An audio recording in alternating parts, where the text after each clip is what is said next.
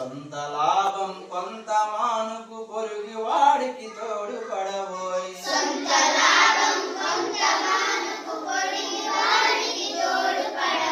దేశమంటే మట్టి కాదోయ్, దేశమంటే మనుషులోయ్.